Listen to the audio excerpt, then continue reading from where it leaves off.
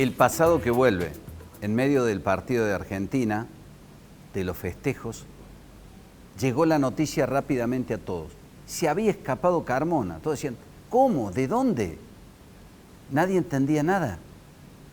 Pero Carmona no estaba preso, había desaparecido de las calles. Carmona había asesinado a Gabriela Seppi en 1986. Un crimen cruento, la había asesinado y la había violado. A la violación no se la pudieron probar, en esa época no existía el ADN, pero todos quedaron convencidos que Carmona mató al adolescente, a Gabriela Seppi, para ocultar precisamente la violación. Lo buscaron por todos lados, lo trajeron de Buenos Aires, ya en la cárcel mató a 2 personas más, jamás se readaptó, lo definieron como un psicópata, estaba cumpliendo la pena de prisión en Chaco, pero nos enteramos que desde hacía 8 años le permitían salidas transitorias a un sujeto que era un peligro social. Lo trajeron 6 penitenciarios chaqueños a Córdoba, no le avisaron, según dice la jefa de policía, a la policía de la provincia, pero el dato es que estuvo pernoctando una noche previa en Bower. Tampoco el servicio penitenciario de Córdoba le avisó a la jefa de policía. Es decir, semejante monstruo estaba en Córdoba bajo la supuesta vigilancia de 6 penitenciarios chaqueños. Lo llevaban a una casa de familia donde vive su esposa en Barrio Las Violetas. De allí se escapó por astucia de él o por la complicidad de los 6 penitenciarios chaqueños. Es más, un fiscal ha detenido a los 6 penitenciarios chaqueños y comenzó allí un raid de muerte. Mató a un taxista, a Javier Bocalón, lo terminó degollando. Un episodio tremendo. Podría haber matado a más gente hasta que lo recapturaron. Estamos en contacto con Andrea Bocalón, que hoy despidió los restos de su hermano. Andrea, gracias por atendernos y me da pudor decirte buenas tardes o buenas noches. Gracias simplemente por atendernos y un abrazo desde aquí. Buenas tardes, hola PTT. Acá estamos. Como se puede, ¿no? Presente como se puede. La verdad que sí. Muy duro todo esto, muy duro.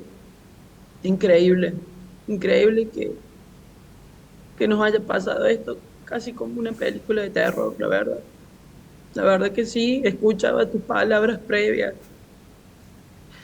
y como lo describís, es prácticamente así, como una película que todavía recién acabamos de llegar de, de dejar a Javier en, en su última morada esperando que nos den el ok para poder terminar con todo esto. Andrea, me decían que el papá de Gabriela Seppi, la primera víctima de Carmona, cuando se enteró que estaba libre, que estaba suelto, que se había escapado, pidió urgente custodia policial, porque aparentemente en una visita anterior, no se sabe cómo, Carmona había estado merodeando la casa de una hermana de Gabriela Seppi, o de un local de la hermana de Gabriela Seppi. El pánico se apoderó de todos. ¿Cómo se enteraron ustedes de la noticia? ¿De qué se enteraron primero? ¿De la fuga de Carmona o que habían matado a tu hermano? No. Nosotros nos enteramos de un accidente de Javier. Nosotros vivimos en Barrio Las Palmas, ahí próximo al lugar del hecho, digamos, y al acercarnos, en realidad hubo como ahí un desentimiento, disentimos con mis viejos en el tema del encuentro para ir a ver qué pasaba. Cuando yo llegué, cuando mi papá llegó y cuando yo llegué ya estaba todo vallado.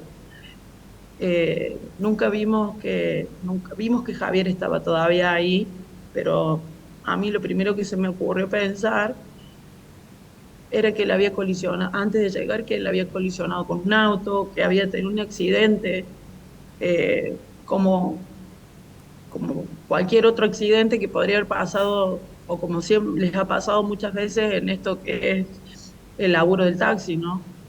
Eh, en el transcurrir de los minutos, realmente, ahí empezaron las versiones eh, como que lo habían querido saltar, pero nunca nunca. Recién por las redes nos enteramos que este tipo había estado en la zona y que lo había abordado Javier con el ánimo de escape, ¿no? De querer irse.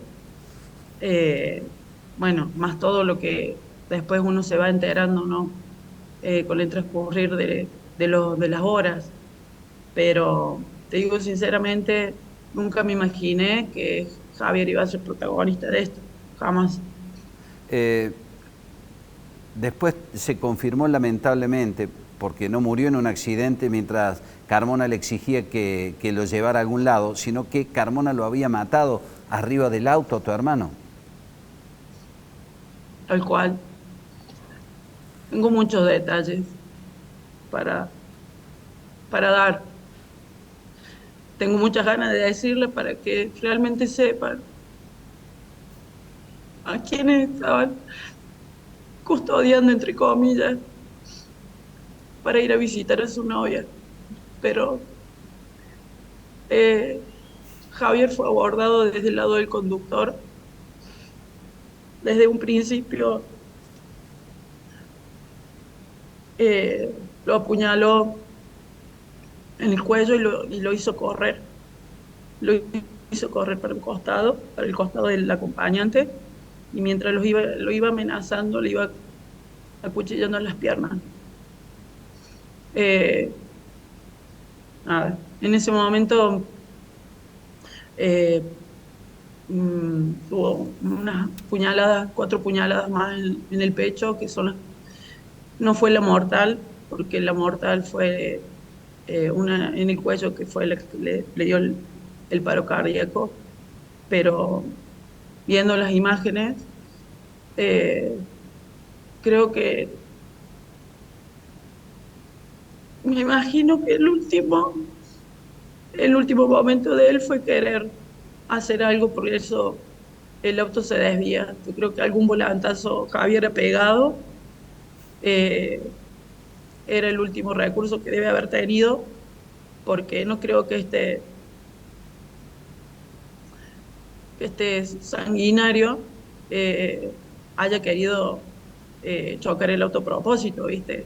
Uno tiene 10.000 conjeturas, pero de a poquito se van hilando muchos cabos y ahí va queriendo salir todo bien a la luz. Todavía no tengo un informe puntual de qué es lo que pasó y cómo fue, porque solamente, bueno, esta mañana me hicieron una nota y me preguntaban cómo estábamos en este momento, y bueno, yo le decía, bueno, en esta etapa es la más cruel, ¿viste? La más dura, la que te haces 1000 preguntas eh, y por ahora no tenés respuesta, pero desde lo personal es ese dolor en mi corazón, ¿viste? Que vos te preguntas qué es lo que habrá vivido Javier en esas cuadras que vivió. Por lo que se ve, debe haber sido terrible. Y lo único que deseo ahora es que no haya sentido dolor, que no haya sentido pánico, no sé qué decirte, ¿viste? Uno es el deseo que tiene. Es lo que más deseo en este mundo, es que él haya sentido lo menos posible. Cada vez que sucede un hecho terrible, los familiares de las víctimas reclaman justicia. ¿Y cuántas veces habrás oído en radio o en televisión gente reclamando justicia?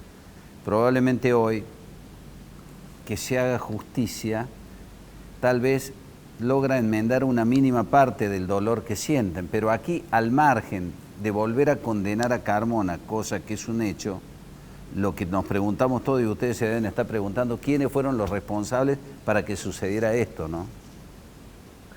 Así es, o sea, es como decía yo, eh, Javier ya no va a estar más con nosotros. Y, y nos hacemos la misma pregunta que vos estás haciendo. Realmente los responsables de esto eh, tienen que dar la cara, tienen que responder.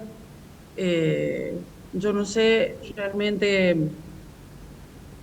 este hombre, yo conozco la historia porque yo era chica cuando iba a la secundaria, cuando pasó todo esto. Eh, Nunca me imaginé que Cristiano tan sanguinario estaba suelto o que estaba vivo. O sea, nunca me lo imaginé. Cuando vos decías en la introducción Carmona, te juro por mi hijo que yo relacionaba Carmona con, no sé, con otro tipo de persona o hasta que lo relacioné y de ahí me di cuenta. Y con respecto a lo otro, eh, quisiera saber eso, en qué condiciones, por ahí también leí que la jueza había dicho que él tenía una conducta buena.